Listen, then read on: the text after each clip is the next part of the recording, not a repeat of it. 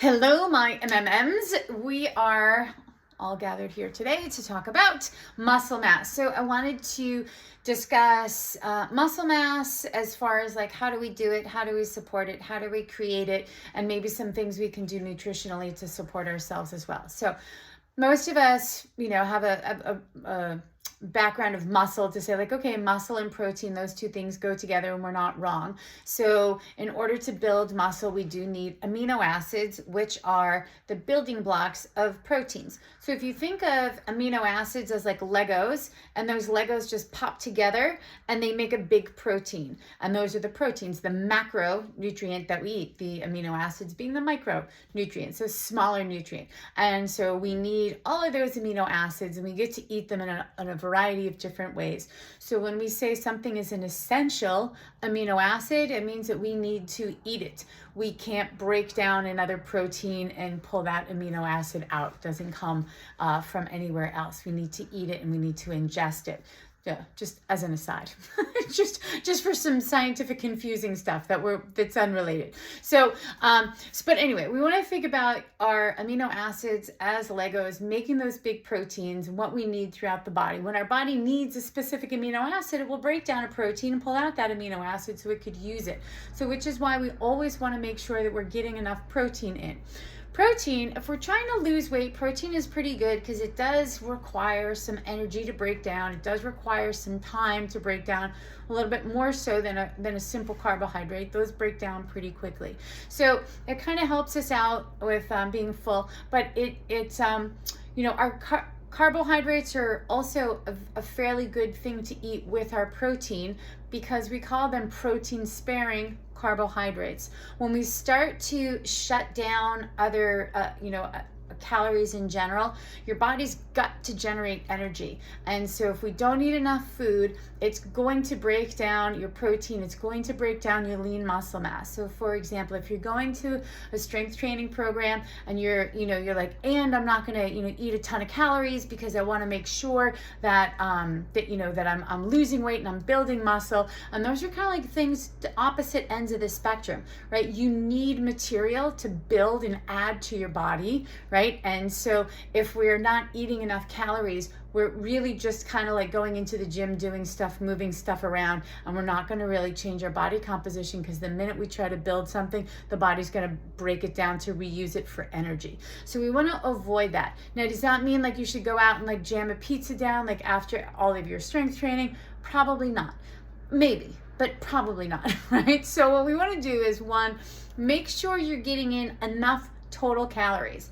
Carbohydrates are not just bread and bagels. They are your fruits and vegetables and your legumes as well. So think about getting carbohydrates from those sources and a variety of those sources so that you get your carbohydrate protein sparing calories in, so that when you do eat that protein that we're asking for, it can go to all of the structures in your body, right? So every structure requires protein. Those are the building blocks, those Legos, they all fit together. If something's a structure, like a cell membrane, like your skin, your bones, like all the way down to the cellular level, it needs an amino acid, it needs protein. So when we talk about the muscles, your body knows, like, we don't need the muscle, right? We don't need the muscle. We need the heart muscle. So we can break down the bicep, the quad, whatever, if we need energy to help beat the heart, right? So think about these things. Make sure you're eating enough calories. Not too much, not too little, right in the middle, Goldilocks, right? Eat enough calories and eat enough protein. Now, it's going to vary depending on your height and your weight and your gender, your activity level, all these different things. So if you're unclear, you want to reach out and ask somebody like, hey, these are the stats, kind of like the answers to the questions I just posed, and then say like, do you think, 900 calories is enough? And I'm going to say no, because there's nobody over like 6 months old is having it like 900 calories, right? So if you're on a very low calorie diet, in general, I would say under 1,200 calories, you need to have somebody looking at that just to make sure. And under that, you might be very tiny build, like under 5 feet tall, under 100 pounds, or maybe you're like in your 80s or 90s, very small, without a big body habitus. Those are the only way that you're going to be qualifying for calories that low. So if somebody's told you like, oh, you got to eat like 1,000 calories, or I've seen some diets that are like 800 calories, you just don't get enough calories to take in the phytonutrients that you need, like iron and your minerals, your trace minerals, all your vitamins. Those come in food, and if you're limiting the amount of food, you are then also limiting the amount of nutrients that you're taking in. So we have this kind of twisted relationship with calories and nutrients that we kind of shoot ourselves in the foot. So make sure you're eating enough calories for you, you're eating enough protein so that you can maintain. And is strength training important? 100% yes. Does that mean that you need to go in and bench press a car and do CrossFit? No. You can use a 1 pound weight. You can use body weight. You can do push-ups against a wall. All of those are good examples of strength training. You can use resistance bands. Those also count as strength training. You don't need to go into the gym. You can do stuff at home. You can watch a video if you're not comfortable or don't understand exercises. Or you can always get an instructional video. But it is important. Your body operates differently. The physiology in your body operates a little bit more toward healthy when we are active and when we have lean body mass, which is muscle. So tons of information there for you, but the takeaways are: make sure you're eating enough calories regardless of where they come from. Okay, well, not regardless, you guys know what I mean. Good healthy calories, right? Be chowing down a gallon of ice cream and be like, I ate all my calories.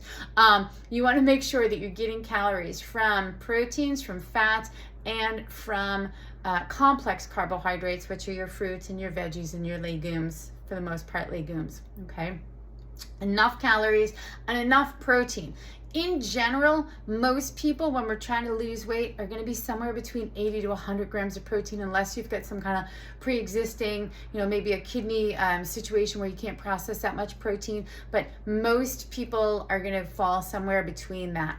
And again, it depends on your height, your weight, and your gender, and all kinds of things. And you could go above that too, but I would aim for that if you're unclear. So focus on those two things and get some strength training. Look for some videos.